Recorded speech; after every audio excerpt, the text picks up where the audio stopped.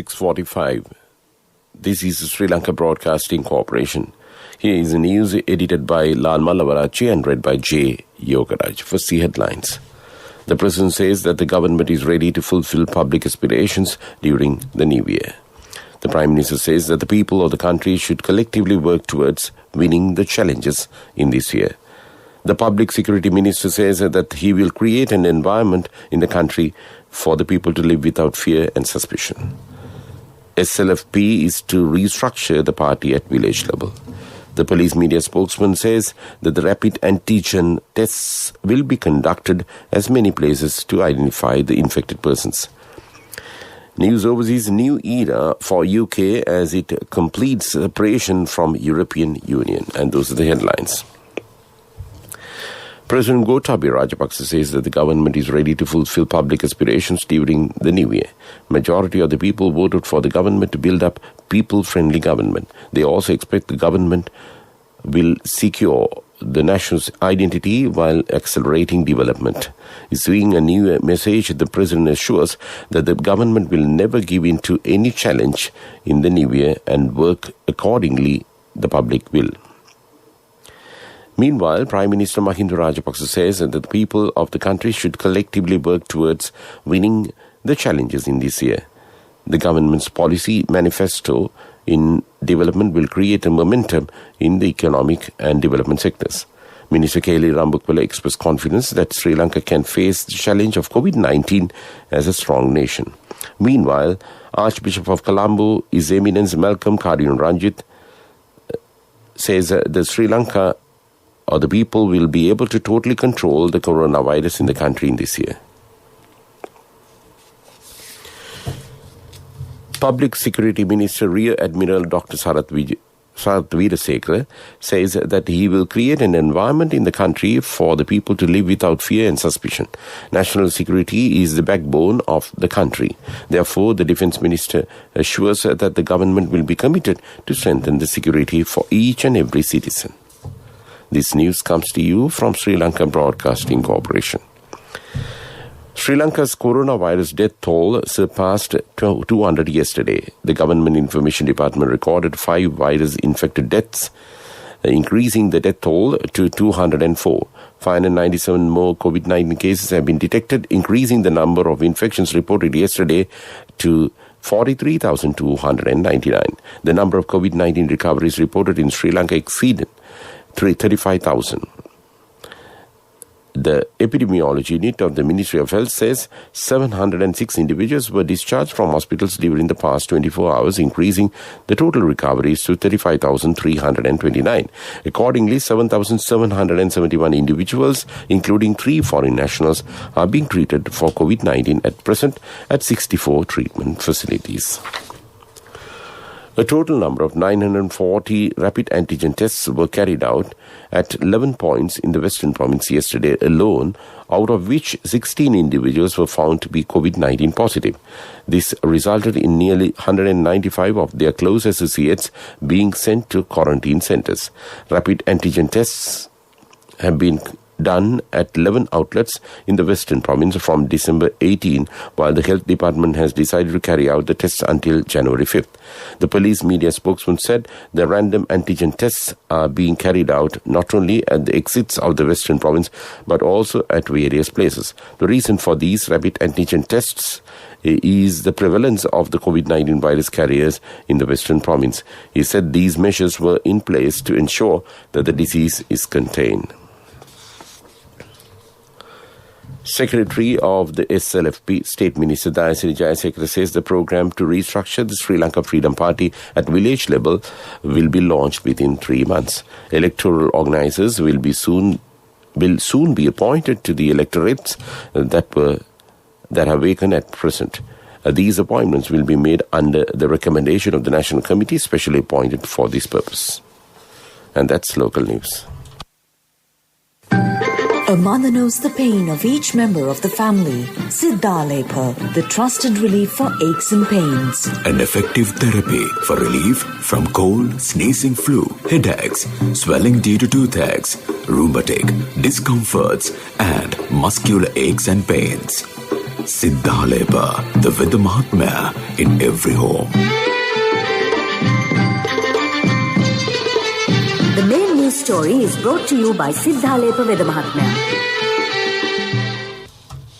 President Gotabaya Rajapaksa has handed over 273 reconditioned SLTB buses that were not in a running condition to Sri Lanka Transport Board at the Galle Face Green yesterday. The program to refurbish these buses were launched by State Transport Minister Dilum Ammanagama under the guidance of Transport Minister Gamini Lokuge.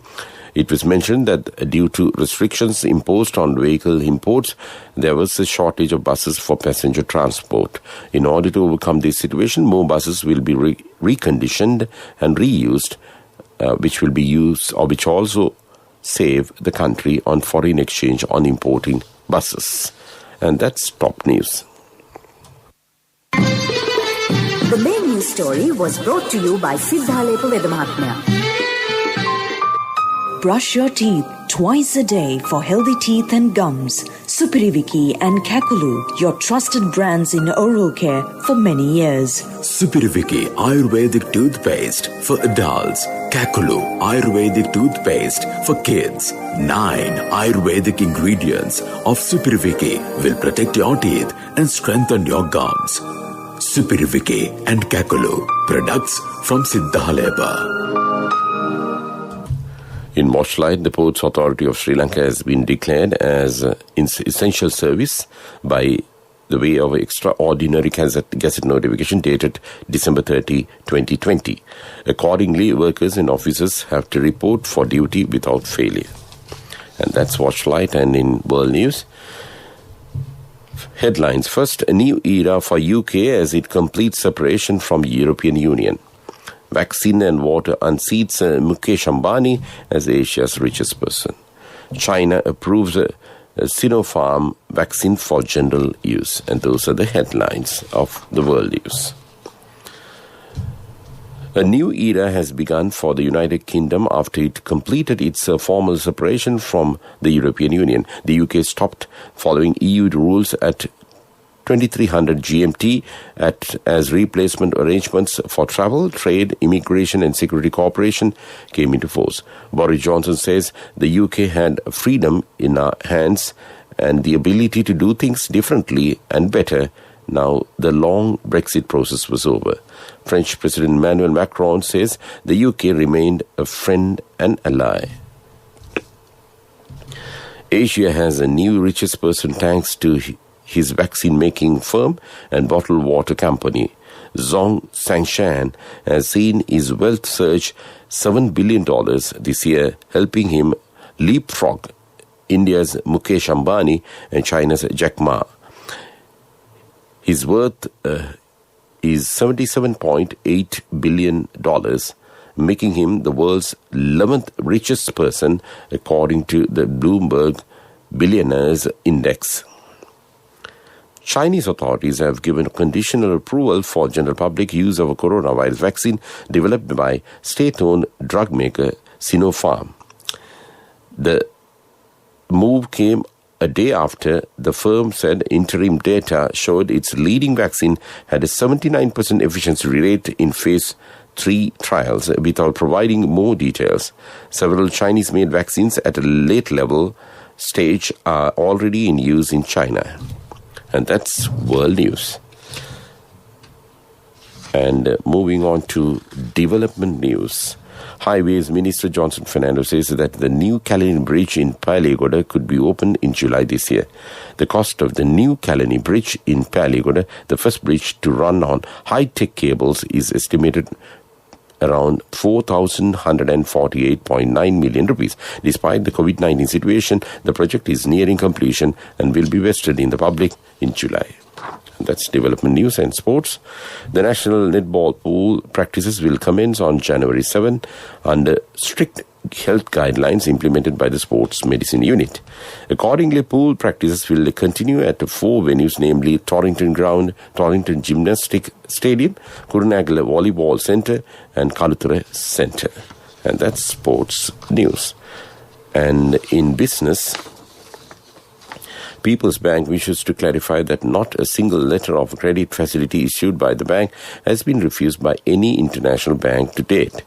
People's Bank is the country's largest bank in terms of consumer base, and size of branch network plays a pivotal role in facilitating countries' import-export activities via issuing letters of credits and guarantees to a large number of private and state-owned institutions. And that's business news. Economic news, courtesy of... Hello, Puta. Did you land already? We're in transit and our flight got delayed. How is Shani? Poor thing with her pregnancy. Calm down, everything is sorted. Why, I have my LOLC World Card with me. We are at the VIP lounge. LOLC Finance Credit Cards. Fuel the goodness in you. National Savings Bank NSB during 2020, which was a challenging year, has strived to continue our business operations and consumer service successfully while ensuring the healthcare safety of the employees.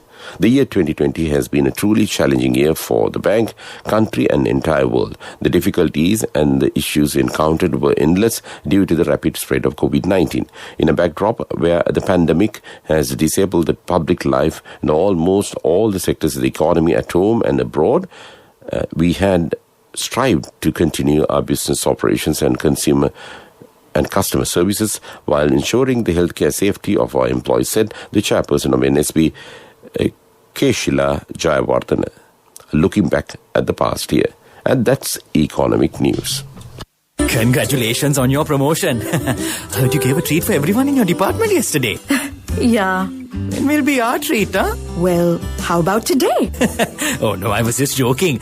We'll have a party with your new salary. It's fine. I have my LOLC credit card with me. Let's go out today. Those who spread goodness radiate happiness to everyone around them. Introducing LOLC Finance Credit Cards. Fuel the goodness in you.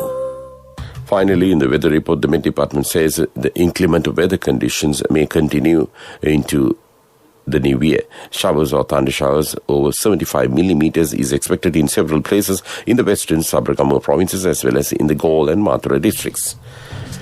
And with that, we conclude this news podcast, and let's look at the main points once again before we conclude this news podcast. The President says that the government is ready to fulfill public aspirations during the new year. The Prime Minister says that the people of the country should collectively work towards winning the challenges in this year. The Public Security Minister says that he will create an environment in the country for the people to live without fear and suspicion. SLFP is to restructure the party at village level. The police media spokesman says that rapid antigen tests will be conducted at many places to identify the infected persons. And in world news, a new era for UK as it completes separation from European Union. And with that, we conclude this morning news podcast of Sri Lanka Broadcasting Corporation. And it's back to Vienna to keep you company with the rest of the programs this Friday morning.